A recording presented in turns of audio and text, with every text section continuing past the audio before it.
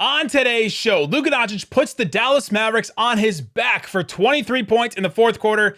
How could the Mavericks come up short against the Clippers with that performance from Luka?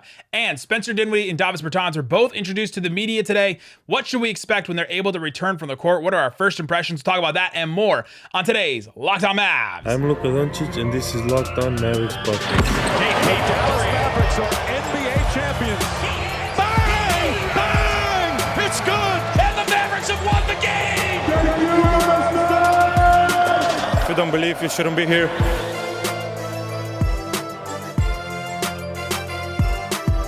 And welcome. You are locked on to the Dallas Mavericks. My name is Nick Angstadt, media member and NBA channel manager for the Locked On Podcast Network. Thanks for making Locked On Mavs your first listen every single day. We are free and available on all platforms, including YouTube. Thank you for over the last couple of days.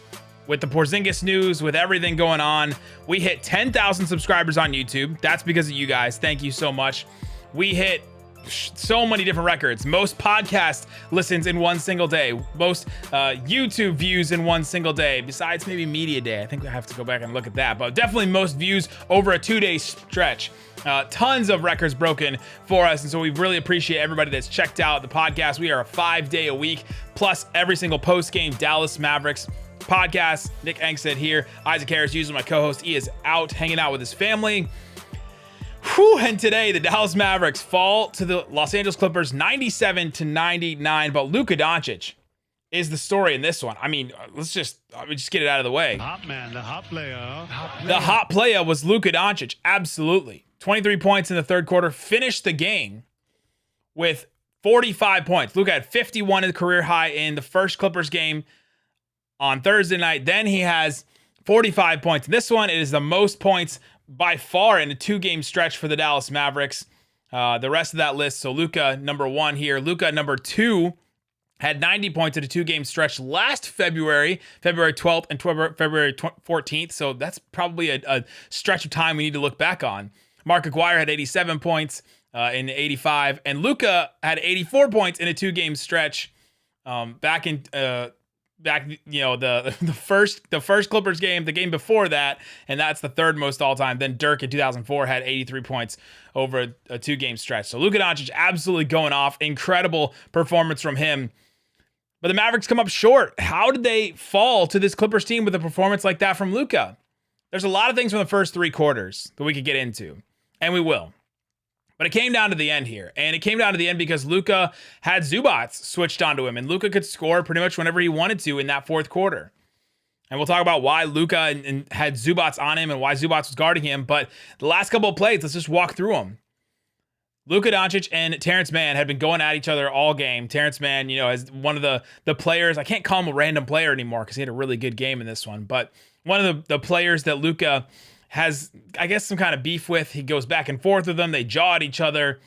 Clippers fans say Luka has, Terrence Mann has real estate in Luka's head. But at 3 minutes and 30 seconds, they get a double technical. Luka comes back the other way, gets 2 free throws, and then it's a 5-point game. Mavericks are only down 5 at that point. Luka has 34 points with 3 minutes left in the fourth quarter. After him and Terrence Mann go after each other and get that double technical, Luka had 15 points in the last 3 minutes and 50 seconds.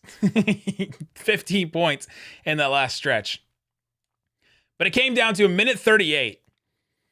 There's a huge, massive play. Luka misses a shot. Mavericks miss a shot. Maxey gets Luka misses a wild, tried to throw it over the backboard layup against Zubac when he was switched onto him. Maxey gets the offensive rebound. Luka hits a wild step to the side, step back 3 in the corner against Zubac. And the Mavericks are only down 3. Minute 38 left, Mavericks down 3. The momentum is completely in the Mavericks' hands because the crowd is back in it. The crowd at certain points in this game really got back into it and helped the Mavs and pushed them. And then they had Luka against Zubac and against those defenders. Nobody else could really take Luka. They decided to throw Nick Batum on Jalen Brunson and just completely take Jalen Brunson out of certain moments of this game when they had Batum on him. And they decided to put Terrence Mann on, to around Luka, I guess. But it was mostly just Zubac that was guarding him at times. And so the Mavericks only down 3 at that point. Go down to the other end of the floor. Reggie Jackson gets an and one. He hits the layup. He misses the free throw. The Clippers get an offensive rebound thanks to a Terrence Mann tap out. Goes back to Reggie Jackson. And Reggie Jackson steps up against Reggie Bullock, who had 5 fouls, hits a 3 right in his face, and all of a sudden, a 3-point game goes to an 8-point game in just like 15 seconds.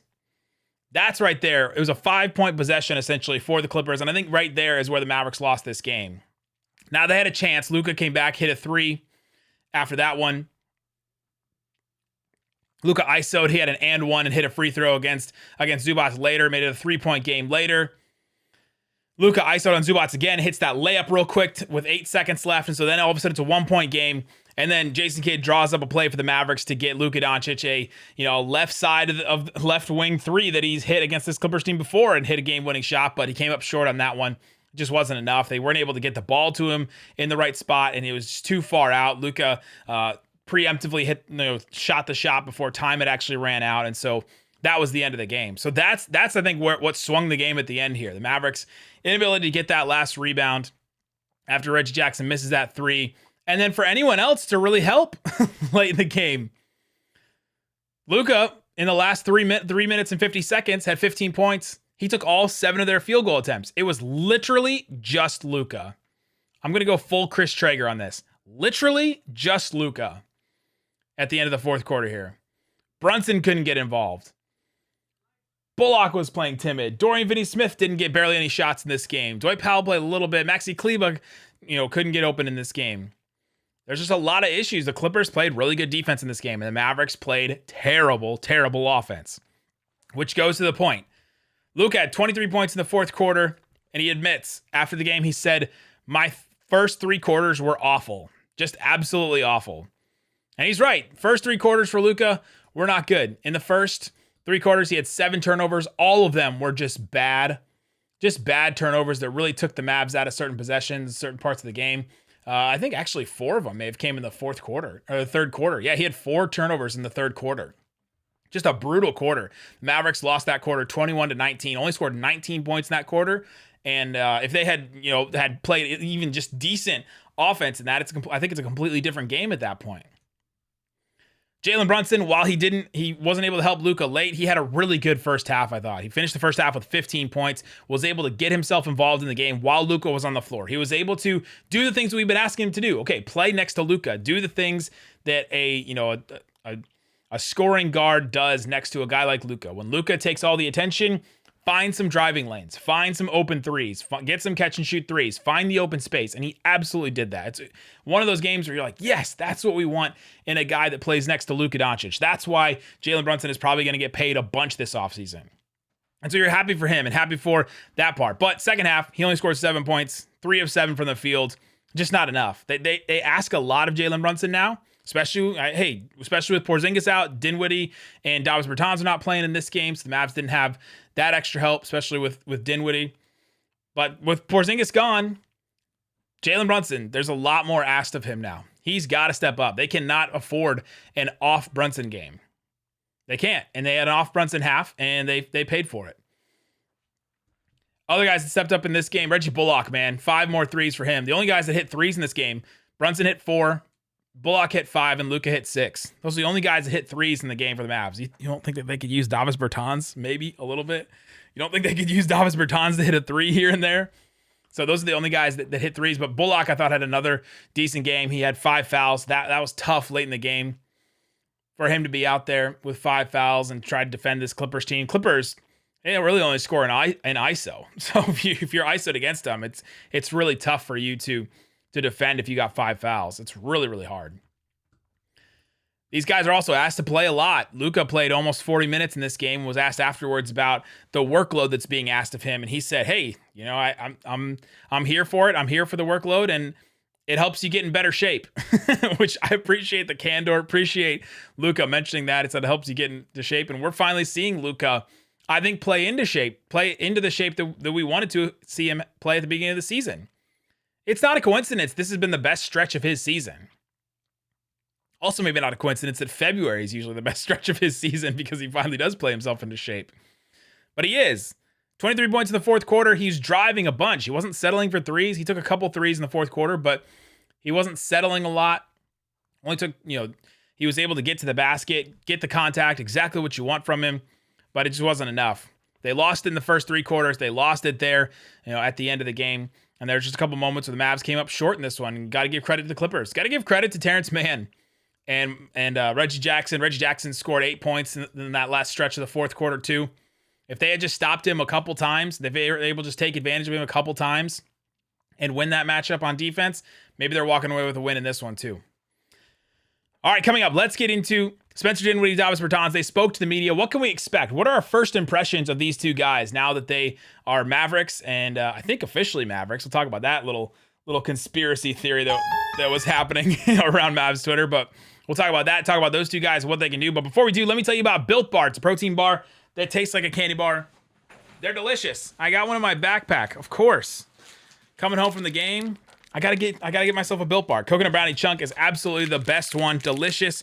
They got brownie chunks on top of it, and you can tell that they're made. They're all different. The bars are all different. You can tell that they're made well, and they're not just these robotic. Everything's gonna be the exact same, and it's gonna feel like you can sometimes you can even you eat some of these protein bars and you can feel like the hinges or feel like where they wrapped the chocolate around or whatever. This is not one of those bars. This bar is good. They're good for you. Go check it out. Built.com. Use the promo code LOCKED15. You get 15% off your entire order at Built.com. Appreciate Built Bar for sponsoring the show, sponsoring the entire network. They're great. Built.com. Promo code LOCKED15. All right, Isaac. I did that bit for just a couple of you out there that appreciate that. So the Mavericks lose to the Clippers, and is there not a game where you think, dang, if it would be nice to have a guard off the bench that can score 20 points at any given moment? And that's Spencer Dinwiddie. The Mavs, this is the perfect game where you say, man, if they just had one guy that could go out there and just give him a little something, give him something else, because I didn't mention it in the first segment, but the minutes without Luka in this game offensively were awful. Absolutely awful. Just terrible. The Mavericks played so bad when Luka was off the court in this game. Even Brunson, by all accounts, had a pretty good game. Definitely a pretty good first half. But when Luka was off the floor, he just couldn't get anything going. I think he scored maybe 4 points when Luka was off the court by my count. Maybe 6. Maybe he was like 5 with a free throw, but not a lot. He wasn't filling it up. And the Mavericks only got 4 points off the bench, 2 from a Josh Green putback and 2 from a Frank Ntilikina pull-up jumper thing. They need somebody. They need somebody off the bench that can give them some buckets. And hey, Spencer Dinwiddie coming in. The biggest thing for Spencer Dinwiddie now is we've heard from him now. We've heard Jason Kidd talk about him. Jason Kidd confirmed that he is going to be coming off the bench for the Mavericks. It's all about how he fits in. How is Spencer Dinwiddie going to fit in on this team? The Mavs cannot play Luka, Brunson, and Dinwiddie together. I just don't think they can get away with that. So then how does Dinwiddie fit? Does he fit next to Luka? Sure. Does he fit next to Brunson? That one's a little tougher for me. That one's a little tougher for me to try and figure out and to visualize and to see. So fitting in is going to be huge for him. He had a quote during his media availability today that I thought was interesting. When asked about how are you going to fit in with this team, the general question people ask when a new player gets added to a team. He said, with that being said, as far as roles and fitting in here, I think that's something I'll continue to go over with the coaching staff. He also mentioned, I'm going to talk about that with the coaching staff in about 20 minutes, right? He's going over what his role is and talk about what it is right after the media availability, basically. And he said, quote, we have 2 great guards here in JB and Luka. You centered it around Luka, of course. He's an MVP candidate. Wherever they tell me to play is where I'm looking forward to. Coming in and hopefully getting downhill and making plays for guys and being part of the process. That's going to be his big thing over the next, set of games. He's set to play probably on Tuesday against Miami in Miami. But how is he going to fit in? How can he fill in the gaps? How can he come in and figure out his exact role when he gets the ball, when he's going to be, out there? He was thrust into this starting point guard role with the Wizards, and it just didn't really work for him that well. Now, there's lots of other problems with the Wizards. We'll talk about that when we talk about Bertans, but there's a lot of other things that were wrong with this, were wrong with his situation with the Wizards. But now he comes in and his role may be a little inconsistent, or they figure out exactly how they're going to play him, and they play him. They figure out exactly what role he's going to play, but they got to figure that out soon, definitely before the playoffs. And they got to get him in there humming and figure out exactly what his role is, because that's going to matter a lot. Fitting in, finding exactly what's going to happen with him is going to be huge. Also, Davis Bertans spoke to the media. He had a couple really interesting points. The first thing that he mentioned was how he found out about the trade. He said he was taking a nap. He had his phone on Do Not Disturb, and the only call that comes through when his phone is on Do Not Disturb mode is from his wife. So he gets a call from his wife, and his wife said, "Hey, you're getting traded." He said, "Wait, what? Hold on." And he said, "Oh, where?" And she said, "Dallas." And he said, "Oh, okay, good." And then he laughed afterwards. I think he's gonna be an interesting one to talk with. But I was glad that he was excited about coming to Dallas. But the other thing that I found that was really fascinating from him was he said, in Washington, we had all these different guys. We had all these wings and all these. Washington just has a lot of dudes. They really do. They just got a bunch of players that are all kind of on the same level. And they couldn't really figure out the rotations. It was inconsistent for everybody. Kuzma, Denny Advia, Davis Bertans. They had all these different guys. They had to try and figure out where they fit. The center situation between Montrezl Harrell and Thomas Bryant and Daniel Gafford. And then they had, the wings with KCP and Denny Advia and Kuzma and Rui when he came back and Davis. And they're like trying to fit all these different guys, trying to figure out how they work together. And it was just really inconsistent. You didn't know what his role was. Nobody knew what their role was on that team. And hopefully the Mavs figure out a role for him in this team because they need some scoring off the bench. And what can this guy do is fill it up. He can hit some threes for sure. I think his role is going to be more inconsistent than Spencer Dinwiddie's, and I think he may have a bigger issue with trying to figure out exactly where he fits in, but he's definitely got a role. Mavs need somebody like that. They need somebody to figure out how to hit some threes, get some threes for this team, space the floor, give more space for Dinwiddie coming off the bench or Brunson when he's playing without Luka. I think that's exactly, or maybe even playing with Luka, giving Luka more space. And finally getting a guy that can hit some dang corner threes for this team, right? So that's where I think Davis Bertans is gonna fit in, and I think it's gonna be a hard one to try and figure out his role. But from the first impression from Davis Bertans, he's a guy that's coming in. He's ready for a new start. He's just ready for a start that's different than what he had in Washington. He's ready to come in and do what it takes. And I'm interested to see how both of these guys seem to fit in with the Mavericks. So this game was a perfect example of when you need both of these guys, right? You got Dinwiddie. He can come off the bench, get some buckets. Dinwiddie, if you look at his time in Brooklyn, when he had a consistent role, he was coming off the bench for his first stretch his I guess it was his third year in Brooklyn, but it was like the third era. He had like all these different teammates and players, but he was coming off the bench for the 2018-2019 season. And he averaged just about 17 points a game off the bench. Then that second year, he was thrust in the starting lineup a little bit more, and he averaged 20 points a game. Like, as soon as he figures out exactly what role he has, I think that it's gonna work out for him. That first year he was coming off the bench because Russell was starting. I think that was the year Russell made the All-Star team or something like that. But it'll be interesting to figure out Spencer Dinwiddie's role. My first impression from both of these guys, they're coming in. Neither of them have been traded mid-season before. And so that'll be an interesting thing to try and figure out. Spencer Dinwiddie during this game, both of these guys were on the bench during the Clippers game. They were in huddles. Both of these guys leaning way into the huddle at the end of the game, trying to figure out what shot that Jason Kidd was going to draw up at the very last shot.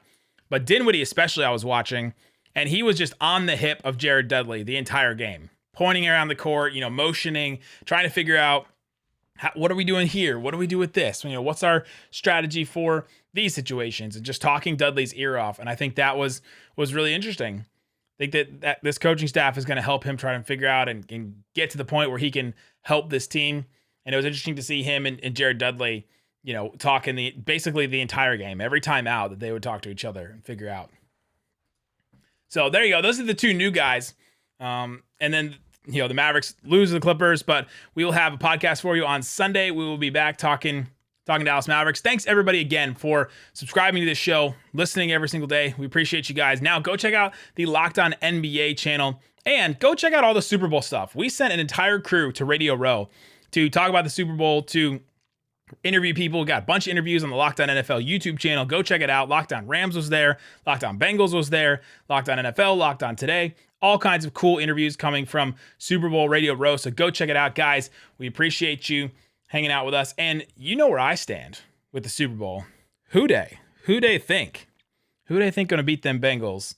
We'll see what happens, but you guys know where I stand on that, guys. Appreciate you listening and watching the podcast. Thanks so much for listening to Locked On Mavs Peace out. Boom.